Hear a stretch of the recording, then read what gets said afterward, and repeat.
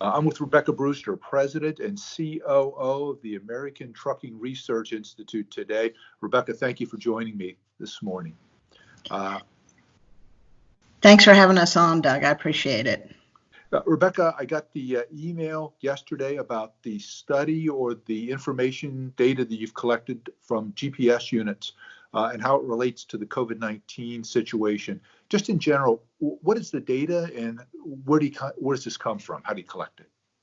Certainly, Doug. So ATRI has been collecting truck GPS data for over a decade now, almost 2 decades now, I guess we're getting close on.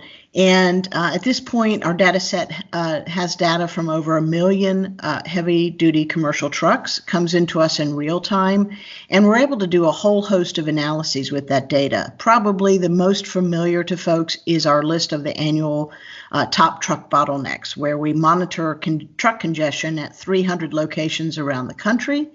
We look at how many trucks are impacted at each of those locations and how slowly trucks are operating. Those two metrics, speed and volume, become the calculation for the top 100 worst places to operate.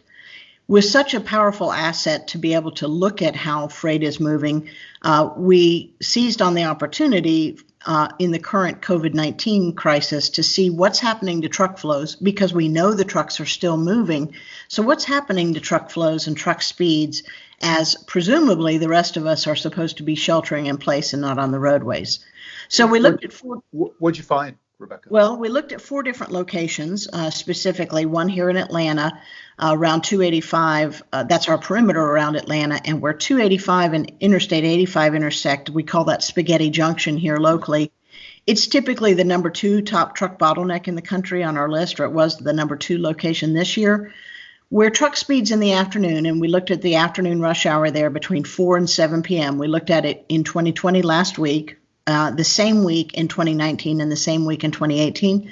Truck speeds are normally about 14 miles per hour in the afternoon because of congestion. Right. Truck speeds last week were averaging 53 miles per hour, almost up to the posted speed limit because everyone is staying home. We knew there would be a drop in car traffic, a drop in congestion, and therefore an increase in truck speeds. We just had no idea how significant that would be. How about in other locations, Rebecca? Well, so one of the ones we looked at, which was interesting to me, we wanted to look at some of the places that have been hardest hit. So we looked at a location in California and Los Angeles. We looked in Chicago at the Burn Interchange, and we looked on I-495 in Queens. And that last one in New York kind of surprised me because New York is in all the news now because they are so hard hit. And last week at that location, where truck speeds are normally about 20 miles per hour, we were seeing they had increased. Actually, truck speeds there are normally about 60 miles per hour. They had increased, but they're still, last week were just 38 miles per hour. So there's still car traffic that those trucks are sharing the road with. So, you know, if we were to do that in another 2 weeks, would we see something different? Probably. But it still surprised me that although truck speeds increased, they more than doubled from 16 to 38, but they were still below the posted speed limit at 55. What do you attribute the changes overall, not just New York, but the other locations in terms of the truck speed, Rebecca?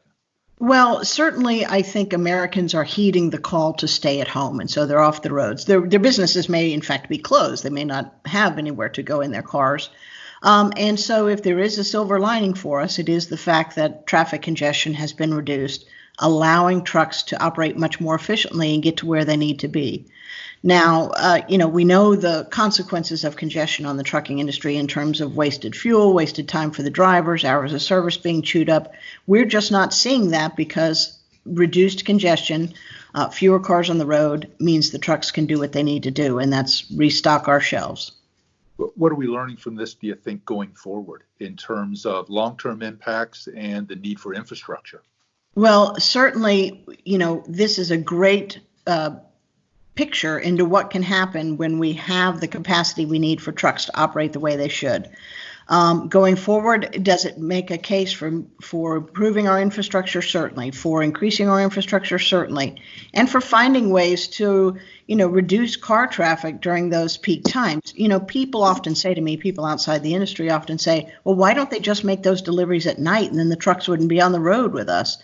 Well, they would, but someone has to be there to take those deliveries. Exactly. It's a two-edged sword. It certainly is. Hey, in addition to that analysis of the existing data, I understand ATRI is joining with OIDA to do a study with regard to the impact on drivers. Is that correct?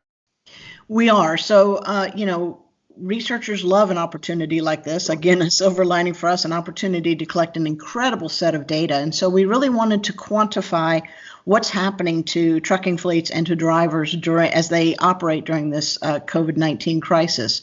And so yesterday, in cooperation with OIDA, or in partnership with OIDA, we launched a survey that is designed for both motor carriers and truck drivers to respond to, asking about how operations may have changed, average length of haul, truck parking, all the things that we talk about all the time, but how those critical issues are under the COVID-19 crisis. And so we've had a great response thus far. I just looked online. We've gotten several hundred responses already, and they continue to come in. So I hope folks who are seeing this will take a few minutes. It's available on our website at truckingresearch.org. That address again? truckingresearch.org. It's fairly intuitive. I like it. It's what we do. So you can find us on the web doing what we do at Trucking Research. Continuing great research. Thank you very much, Rebecca. And I'm sure before we sign off, you'll join with me in thanking the trucking industry, the drivers who have shown how much they are the lifeblood of America during this time of emergency. Oh, certainly. I've told a number of reporters I've talked to, one of the great things to come out of this is that the general public understands just how important the professional drivers are to everything we do day in and day out. And we're so grateful for them, and we hope they stay safe. Thank you, Rebecca. Thanks so much, Doug.